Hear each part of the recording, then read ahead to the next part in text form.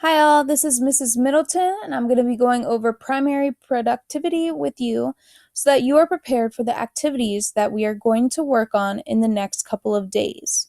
So far, Mr. Zirkle has given you some background on ecosystems and the relationships that can form within an ecosystem. In the near future, we will talk about trophic levels and the way that energy and biomass will move from predator to prey. But in order to do that, you need to become aware of primary productivity. Primary productivity is where all energy in an ecosystem starts. It can be defined as the rate at which solar energy, or sunlight, is converted into organic compounds through photosynthesis over a unit of time. And as I'm sure you guessed, where there is photosynthesis, there are plants. So, for example, this desert has low primary productivity. There's not a lot of plants. There's not a lot of biomass or energy being produced. Whereas in a rainforest, you're going to have higher primary productivity. Just as a heads up, primary productivity is measured in units of energy per unit area per unit time. For example, you might have kilocalories per meter squared per year. This might seem excessive, but it's an excellent unit to remember as you start thinking about experiments you might need to come up with or explain in labs or on the AP exam. As a reminder, whenever you are coming up with an experiment, let's just say you're talking about changes in an ecosystem to a nearby forest to Mount St. Helens. You will need to set up certain area and study it for a certain amount of years. You might set up a measurement of energy produced, so you might measure the energy in this area. So we'll say we're measuring the energy in kilocalories. In this plot of forest, we'll say it's about, let me click here, 100 meters squared, that area. And it's for 35 years. And this is an actual picture of this plot of land. 35 years later, this is what it looks like after the eruption of Mount St. Helens.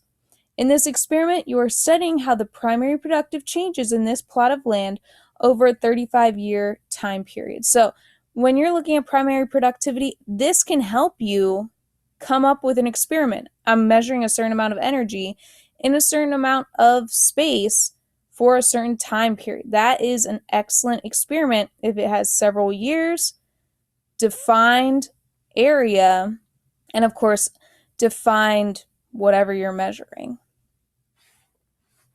Primary productivity is usually talked about in two ways. There is gross primary productivity, which is the total rate of photosynthesis in a given area, and then there's net primary productivity, which is the rate of energy storage by photosynthesizers in a given area after subtracting the energy lost to respiration. If you look at this image, you can see that gross primary productivity is the amount of energy produced by the plant overall. So, how much does the plant make just flat? We don't care about how much it's using. We just want to know how much is this creating in a certain amount of time. The only thing is, gross primary productivity is not helpful when you look at what is being passed to the predator. So this little worm here, we don't know how much energy is being passed on to it if we're just looking at gross primary productivity. As the plant goes through photosynthesis, it is creating sugars, oxygen, and is giving off water vapor. As it creates those things, it's going to use some of the energy it created through photosynthesis. It has to use energy and give off oxygen and heat as it's working through that. That's how we get net primary production. We are looking at what energy is left over by subtracting out the energy used to make oxygen given off through respiration. This leftover energy is what will be passed on to the consumer of that plant. If you have a math brain, here is an equation that maybe makes more sense to you. So net primary productivity is the plant growth. The gross primary productivity is the photosynthesis, and if you subtract respiration, that's going to give you how much the plant grew. When we look at net primary productivity around the world, we can see that there are several areas on Earth that flourish and have high productivity, and areas that, because of lack of sunlight or wind currents or several other factors, might struggle producing energy. On land, we can see the Amazon in South America or in New Zealand. You have those bright yellows, oranges, and reds. They sit near the equator where there is more direct sunlight. Where we live on the map, right up here, you can see our primary productivity is above 1 because we get enough light and moisture that aids in the production of energy. In the ocean, there are certain areas that do better than others.